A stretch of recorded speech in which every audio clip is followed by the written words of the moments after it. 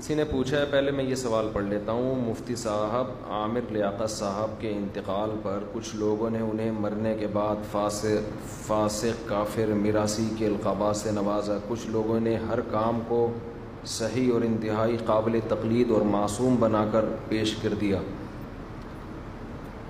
اس بارے میں آپ اپنا موقف بتائیں. ساتھ ساتھ ان میمرز کو بھی نصیحت فرما دیں جنہوں نے ہنسی مذاق میں کوئی حد اور لمٹ ہی نہیں رکھی ہوئی. جس کے پیچھے پڑ جائیں اسے شدید ذہنی دباؤ اور ڈپریشن میں مبتلا کر دیتے ہیں. انسان سے غلطیاں ہوتی ہیں. عامر لیاقت صاحب سے بھی کچھ غلطیاں ہوئی ہیں اور کچھ سنگین نوعیت کی غلطیاں بھی ہوئی ہیں، جس میں خاص طور پر ڈاکٹر ذاکر نائک کا مذاق اڑانا، جنید جمشید کا مذاق اڑانا. پھر اس کے بعد جو خلیل الرحمان ہے نا، جنہوں نے میرا جسم میری مرضی والے کو بڑا کرارا جواب دیا تھا، اس پہ عامر لیاقت صاحب نے خلیل الرحمان کو سنائی. اور جو خلیل الرحمان تھے ان کی برداشت میں دیکھ رہا تھا. وہ بار بار کہہ رہے تھے میں آپ کی عزت کرتا ہوں، آپ کی عزت کرتا ہوں. بہت یعنی ایسے موقع پہ برداشت کرنا بڑا مشکل ہوتا ہے. ایک حق بات میں آپ لبرل لوگوں کو فیور دے رہے ہو، جبکہ آپ پر ایک مذہب کی بھی چھاپ ہے، آپ ایک مذہبی اسکالر بھی سمجھے جاتے رہے ہو. تو اس طرح کی بڑی بڑی غلطیاں ڈاکٹر عامر لیاقت صاحب نے کی ہیں.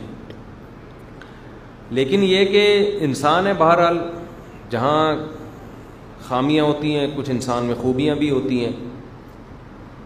تو اب اگر آپ نے کسی کی کوئی خامی کو بیان کرنا ہے تو وہ بھی اعتدال کے دائرے میں ہو. یہ میراثی جیسے الفاظ اور کافر، فاسق، یہ الفاظ یہ کسی کے بھی شایان نشان نہیں ہے. اس سے انسان اپنا خاندان بتا رہا ہوتا ہے کہ میں کس خاندان سے بلونگ کرتا ہوں. باقی یہ کہ خوبیاں بھی اعتدال سے بیان کی جائیں. اگر کوئی خوبی ہے تو اس کو بھی اعتدال سے. ابھی جو ڈاکٹر صاحب کا جو خاتمہ ہوا ہے نا جس قسمہ پرسی میں، وہ قابل ترس ہے. اس میں کم از کم ڈاکٹر صاحب کو فیور کروں گا، جیسی بھی زندگی گزری. لیکن جو اینڈ ہوا ہے نا اس میں زیادتی ہوئی ہے ڈاکٹر عامر لیاقت کے ساتھ. اب کیا زیادتیاں ہوئی ہیں وہ میں بیان کروں گا تو فیملی کے مسائل بھی آ سکتے ہیں ان کے، اور بچے بھی آ سکتے ہیں، بہت ساری باتیں ہو سکتی ہیں. پھر وہ میں زیادہ اس میں نہیں جاؤں گا. لیکن بہرحال ایک مظلومانہ موت ہوئی ہے. اب آپ بتاؤ، ایک آدمی کی بیوی اس کے بغیر لباس کی ویڈیو وائرل کرتی ہے، اس عورت کو لوگ کچھ نہیں کہہ رہے. تو اتنا بڑا جرم ہے. میاں بیوی کا تو آپس میں کوئی پردہ نہیں ہوتا، تو کسی بھی حالت میں ہو سکتے ہیں. ایک دوسرے کا لباس ہے. ایک عورت اپنے شوہر کے طلاق کے بعد، اختلاف کے بعد، اس کی برہنہ حالت میں ویڈیو وائرل کر دے اور ایک مشہور سیلیبریٹی ہو، پھر اسی برہنہ ویڈیوز پہ میمرز میم بنانا شروع کر دیں، تو یہ تو خدا کے قہر کو دعوت دے رہے ہیں نا آپ. اس سے تو آدمی نے ڈپریشن میں ہی مر جانا ہے. آدمی نے پتہ نہیں ہوا کیا، جنریٹر کا دھواں کی وجہ سے موت ہوئی کیا، وہ مجھے نہیں ڈیٹیل میں گیا. لیکن عامر لیاقت صاحب کے ساتھ اگر یہ واقعہ نہ بھی ہوتا جنریٹر کا یا کچھ بھی، یہ ویسے ہی اس نے مر جانا تھا. جو حالت تھی نا، چیخنا چلانا راتوں کو اٹھ کے. تو آپ خود سوچو، اپنے بارے میں سوچو آپ، کہ آپ کی کوئی ویڈیو بغیر لباس کے وائرل ہو جائے. جو غیر مشہور آدمی ہے وہ ٹینشن سے مر جائے گا، تو جو مشہور آدمی ہے اس کی کیا عزت. اور پھر اس میں میم بھی بنانا شروع کر دیں. میمرز کو بھی شرم نہیں آتی کہ تم کسی کو اس طرح سے کیوں ایکسپوز کر رہے ہو. تو یہ 100% اگر عامر لیاقت صاحب میں غلطی تھی تو یہ میمرز بھی غلط ہیں. اور ان کے ساتھ جو ان کی جو لاسٹ فیملی نے زیادتی کی ہے یہ بھی 100% غلط ہے. اس عمل پہ بھی لعنت بھیجنی چاہیے، اس کو بھی برا بھلا کہنا چاہیے.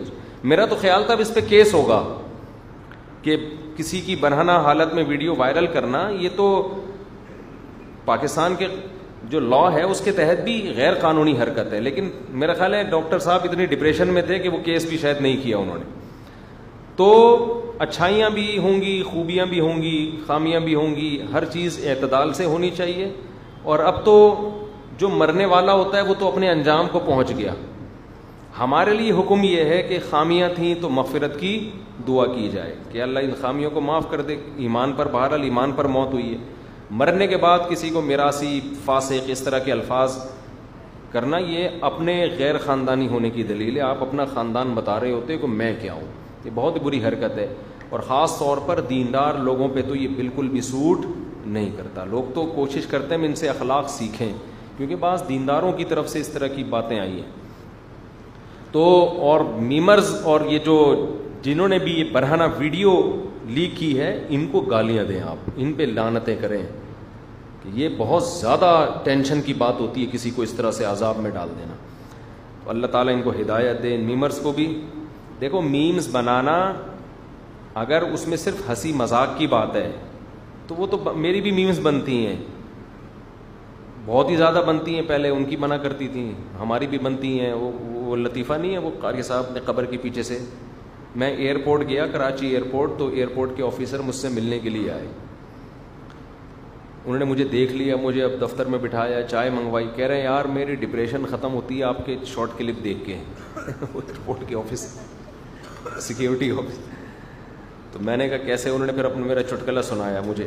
انہوں نے کہا وہ لطیفہ تھا کہ قاری صاحب جو تھے بیمار نہیں ہوتے تھے, فارورڈ کر کے نا سنا رہا ہوں جلدی جلدی, آپ لوگ بھی بور ہو چکے ہیں نا, یہ کہہ رہا ہے ایک لطیفہ گھسا پڑ بہت ہو گیا. وہ قاری صاحب بیمار نہیں ہوتے تھے, چھٹی نہیں کرتے تھے, بچوں نے پلان بنایا کہ آج ان کی چھٹی کرائیں گے. قاری صاحب قبرستان کے قریب سے گزر کے کہتے تھے السلام علیکم یا اہل القبور, روزانہ معمول تھا. ایک دن بچہ قبر کے پیچھے چھپ کے بیٹھ گیا, قاری صاحب گزرے السلام علیکم یا اہل القبور, قبر کے پیچھے سے آواز آئی وعلیکم السلام بھائی عبد الغفور. ان کا نام عبد الغفور تھا. وہ قاری صاحب تو بے ہوش ہو کے گر گئے کیا تو مردے نے رپلائی کیا ہے. تو کہنے لگے یار میں سن رہا ہوں اور ہنستا جا رہا ہوں. تو میمز میں کسی کی توہین کرنا جائز نہیں ہے. قرآن نے صاف طور پہ کہا ہے کہ نام نہ بگاڑو ایک دوسرے کے, تمسخر نہ کرو. مزاح اور مذاق میں فرق ہے.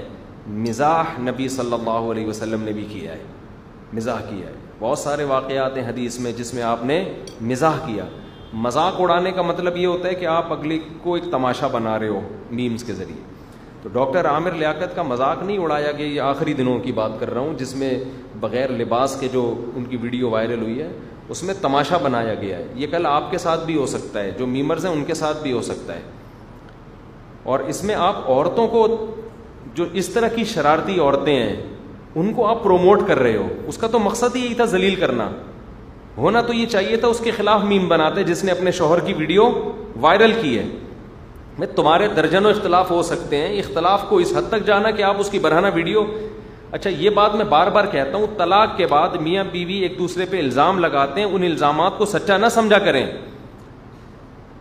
کبھی بھی سچا نہ سمجھا کریں, چاہے کتنا بڑا ہے. عورتوں کی عادت ہوتی ہے طلاق کے بعد شوہر پہ فحش الزام لگانا, کیونکہ ان کے پاس سب سے بڑا حربہ فحش الزام. ان کو پتا ہے کہ لوگ میری بات پہ یقین کریں گے کیونکہ گھر کے اندر کے حالات بیوی کے علاوہ کوئی نہیں جانتا. عورت کو پتا ہے بھائی میں نے اگر کہہ دیا نا لڑکیوں سے بات کرتا ہے یا یہ کرتا ہے, فوراً یہ میرا نعرہ مارکیٹ میں چلے گا, اور اس نعرے سے مرد بھی متاثر ہوتے ہیں, باتیں کرتے ہیں. دیکھو اس کو تو بیوی اس کے بارے میں یہ کہہ رہی تھی, دیکھو اس کی تو بیوی اس کے بارے میں یہ کہہ رہی تھی. تو بھائی جب طلاق ہو گئی ہے تو دشمنی ہو گئی نا. اب تو بیان ہی معتبر نہیں ہے شریعت میں. دشمن کا دشمن کے خلاف گواہی معتبر ہوتی ہے؟ کبھی بھی نہیں ہوتی. دوست کی دوست کے حق میں گواہی معتبر نہیں ہے, اور دشمن کی دشمن کے خلاف گواہی معتبر نہیں ہے. دشمن کی دشمن کے حق میں گواہی معتبر ہے, دوست کی دوست کے خلاف گواہی معتبر ہے.